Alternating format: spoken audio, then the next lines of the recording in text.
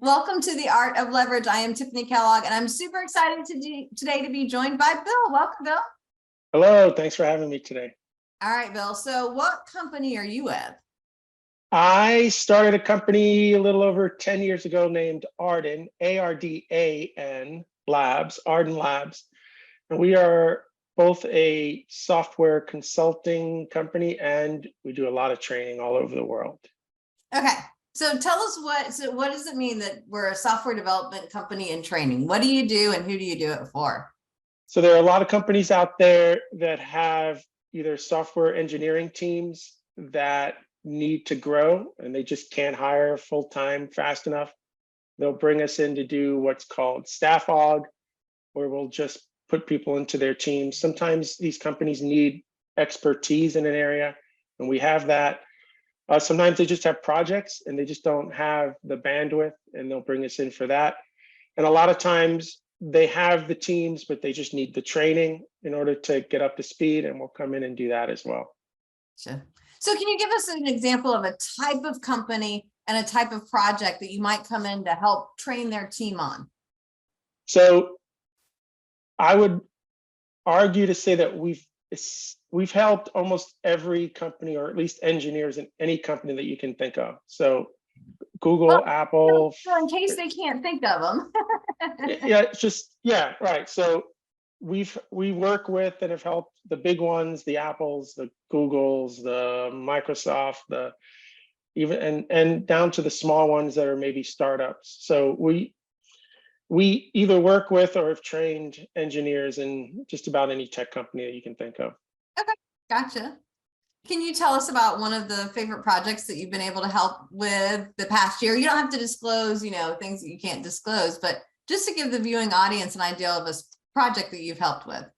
Yeah, I mean, from a company perspective, we're almost in every sector, from finance to e-commerce to those types of things. The last project I did some help on was a payment system for a company that wanted to start building their own instead of licensing what they had. They decided to put the investment in to start building their own sort of payment system. So we got involved with that kind of stuff. Gotcha. And what kind of things did you help them on your end? We basically helped build a piece of their platform from scratch, which once we delivered, they took over and we helped with that transition. In my business, you can't feel any ownership in anything you do. You're either a steward and you're there for a little bit to help, or you're building something. It's like the Franciscans. The Franciscans, they build churches and they walk away from it and they build stuff and there's no ownership. It's very much like a Franciscan model where you come in, you don't have ownership, you build something, you get somebody on the right path, and then you move on. Gotcha. So what made you create this company? Primarily, I didn't want to start this company. I had, so TLDR, in 2004, I started my first company. By 2008, I was so far underwater, it was pretty bad. I had to go back and work for someone. That lasted 2 years. That company wasn't being managed 100% great. About 2 years later, a gentleman that I was working with at that company came back and said, Bill, let's just start our own consulting. And I was like shaking because I'm like, dude, I'm still underwater from the first one. But at the time I had 5 kids and working for somebody wasn't really going to help. I didn't feel working for someone was going to give me enough of the financial, I don't use the word freedom, but financial stability I wanted to have, knowing as these kids got older. So I said, okay, I'll do it again. And we started this business back in January 2011, and this one's been okay. What have been some of the growing pains and how did you deal with those? I think regardless of the business, the first 5 years are the most critical part. If you can get through the first 5 years without wanting to kill your business partner. And my first one was, I had 4 other business partners. I'll never do that again. I will never, ever, ever, never. In this business, I have my one main partner. He and I are the sole partners from a legal standpoint, but we have 2 other people that we treat and they act as partners. But I still think like having more than one other person that has to help make a decision is an incredibly complicated. It's one thing to say, let's sit, I've got four other people here and we're going to make a decision. But I always have the ability to put my foot down and say, no, right? So having like four people that have to have the ability to put their foot down, it just, for me, it hasn't worked. So that was one mistake. I think you need to have one partner that completely complements you, does all the things you don't want to do. And if you can get through 5 years without wanting to, it's a marriage, right? So if you can get It is, through yeah. 5 years without divorce, you tend to be able to make it at that point. I'm not saying that we don't have our moments. Actually, in the first 5 years, we had a lot of moments where you just want to quit on the other person. I think now when we have maybe 2 moments a year, that's not even in the air anymore. Like it's one of these things where I don't like you right now, but I still love you, kind Yeah. of. And I've said that to my partner. Like I don't Well, like you right now, a marriage and a business partnership, both, you would hope that over the years it gets better and you are more adapted to each other and you complement each other more well. And I guess if you don't, that's what divorce and splitting the business Yeah. for. So you need to be careful of the people you're partnering with. I think is critical. I think you need an amazing accountant. You need to get a lawyer sooner rather than later to help with contracts. When you're starting out, you don't have money. I was doing all the contract work. I was taking contracts that we were getting from clients and adapting them, but at some point that doesn't work. And then I think just the mistakes. We almost lost the business twice because when you're early on, all right, let me step back there. I had friends who started businesses when we started the same sort of consulting business. They're not in business anymore, and primarily because they wouldn't say yes to everything. We didn't care if it was a $10,000 job. We didn't care if it was a $5,000 job. When you're starting out, you can't say no, right? Where I've seen companies say, if it's not $1 million job, I don't want it. Well, you're not in that position yet. But because you're not in a position to say no all the time, we found ourselves in a couple situations where we said yes and weren't getting paid, and built staff and wasn't getting paid. And then before you know it, right, you've drained your savings at that point. You've drained your bank account because you keep hoping every week that check's finally going to come in. It's a really hard thing to deal with when you're starting out because you still have that hope that money's going to come in and you're trying to build a business. And at least once it didn't. We almost lost everything, right? We luckily cut the cord fast enough near the end, and we've rebuilt. So it's a scary thing having money on the street and dealing with the cash flow, and we've gotten smarter over the years. And the whole idea of contracts is ridiculous to me. Like, you can have a contract with somebody with the idea that I'm going to sue you. Like, so the reality is, unless somebody has a treasure chest of cash and they like doing it for sport, why are you going to throw more money after? I don't want to say bad, but if somebody owes you 100,000, is it worth 100,000 to get 100,000 back? Because that's what it could cost. Right. And so I think when you're building a business, especially in the first 5 years, you need to be you can't say no a lot. You've got to make sure you're getting paid. And it's tough. I don't have any real advice other than to keep your radars up. Gotcha. Yeah, and I mean, it's true because we want the pipeline to stay full and we want the people to pay us. But yeah, it does vary by industry to industry. So speaking of keeping the pipeline full, how do you find most of your new clients, or how do they find you? So this is where the training side, I think, of the business helps to drive that. And it's this out of sight, out of mind sort of mentality. So I go to as many conferences as I can during the year. I publish a ton of material. We sell it, but I also have scholarships where we give it. My business partners constantly telling me we don't run a charity, right? But we have a worldwide presence, and I think I don't think people should not have access to education because they can't pay for it. And when you're dealing with people in the Middle East and in Africa and in Asia, they just don't have the funds to pay what somebody in Europe or the US can pay. And I don't play this game where like they can afford that. So we do a lot of scholarships. And I think you don't want to build material that just sits on the shelf, because like you just spent 18 months writing a book and now nobody's reading it because they can't afford the $10 or whatever that ends up being. Yeah. I just find that ridiculous. So I think what you need to do is, I tell this to everybody, you have to create a brand of some brand of yourself. It's not necessarily about the company, about you. Even when we bring on new trainers, I tell them, you need the brand. You work with Ardan, but people aren't going into that classroom. They're not looking for that material because it's Ardan so much. It's because they want to hear from you. And Ardan just happens to be helping to facilitate that material's existence. So you really have to create, even if you're a company where you're bringing people in, enable and empower people to create their own personal brands, because then it's not coming across as you being sales and marketing all the time. It comes across as, which I hope this is what you want, that you're really out there trying to help people. And people will see that. They'll see for real, are you just trying to do sales and marketing, or are you really trying to help me? And you need to be on the helping side. It does make a very big difference. So let's say I'm sitting in front of a prospect. What might they say or be doing that lets me know they could be a good fit for you and your company?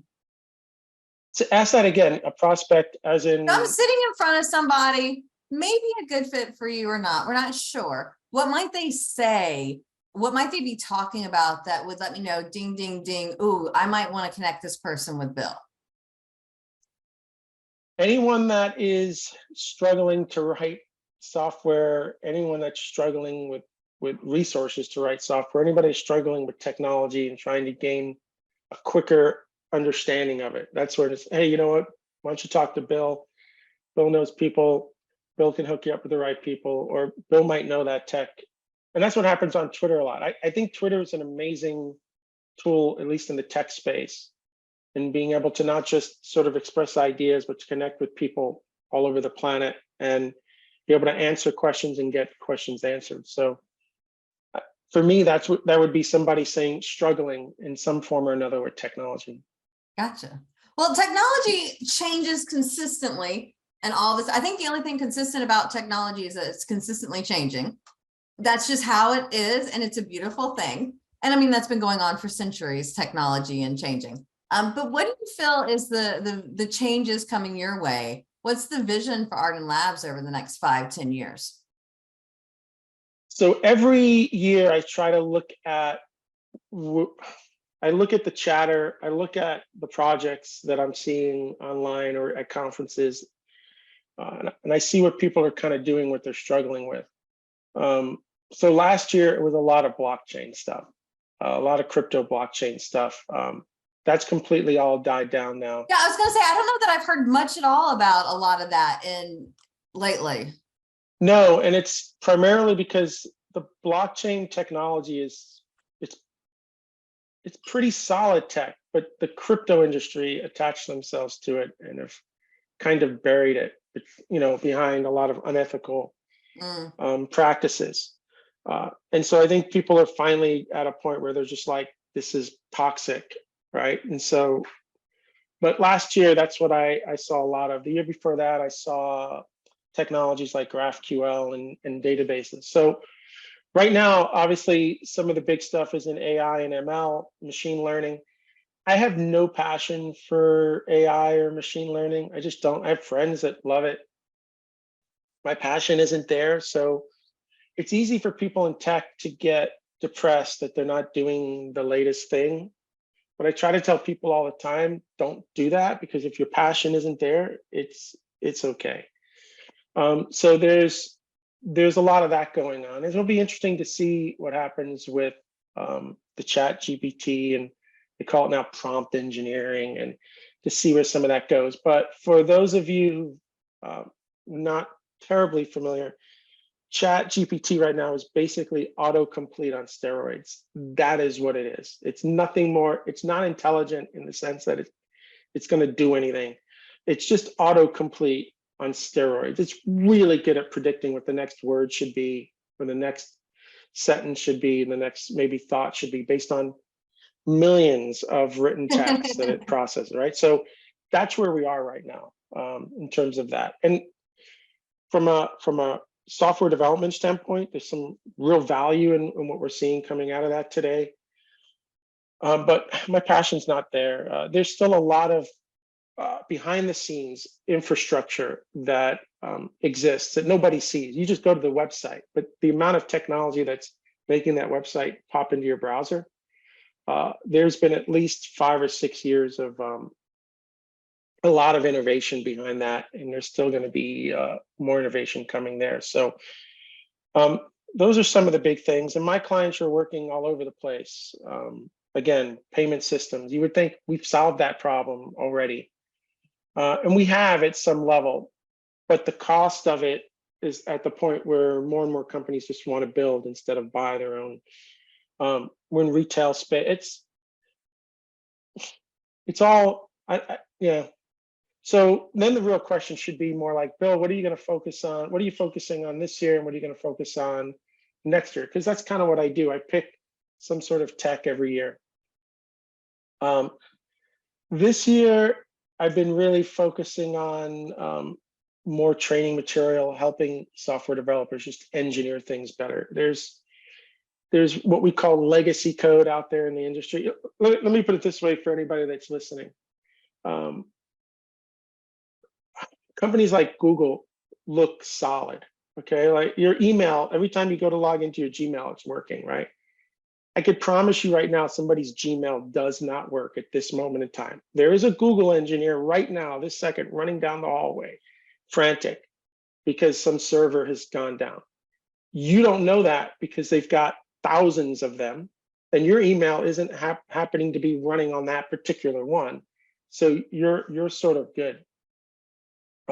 And so there's this idea of like legacy software, right? As software is being used, it gets old, it becomes less maintainable.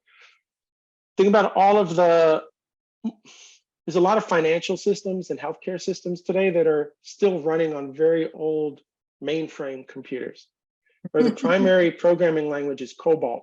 And anytime I start a training class, and I look for the youngest person in the room and I say, if you're here just to make money, you're in the wrong class.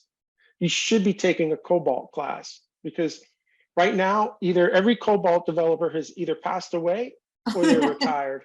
This is where we are, right? But they're the leftover dinosaurs that can get paid bukus of money because we're still running on the system and somebody needs to fix them. And you're not getting off them anytime soon. Yeah. It's a real problem that every year gets worse and worse and worse. These systems are so solid that it's hard to transfer them and maintain that level. And who has the expertise almost anymore, right? Yeah.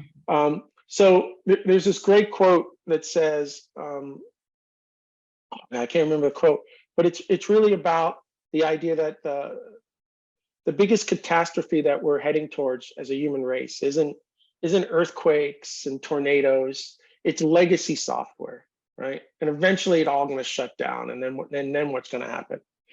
So my year, this year has been really focused on just honing a lot of material to help engineers just be better engineers. Awesome. I haven't figured out what I'm going to focus on yet next year. It's still early. We're only halfway through the year. We still have a little bit more time. We got some time. So I know we've talked a lot about the business, but all work and no play, you know how it goes. So I'm a big fan of work hard, play hard. What do you like to do for fun? So I manage essentially 8 kids right now. I have 5 kids from a first marriage and 2 from my second marriage. Those kids range from 26 to 11.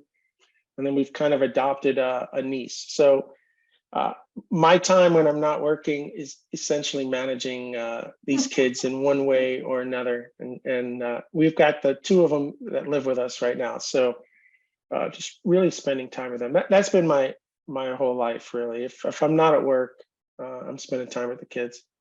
Awesome. Awesome. So if people are wanting to learn more about your company, get in contact with you, how should they do that? Go to Ardan, ARDAN labs.com. My Twitter handle is goinggo, DOTnet, goinggo.net. I had no idea how social media worked 10 years ago.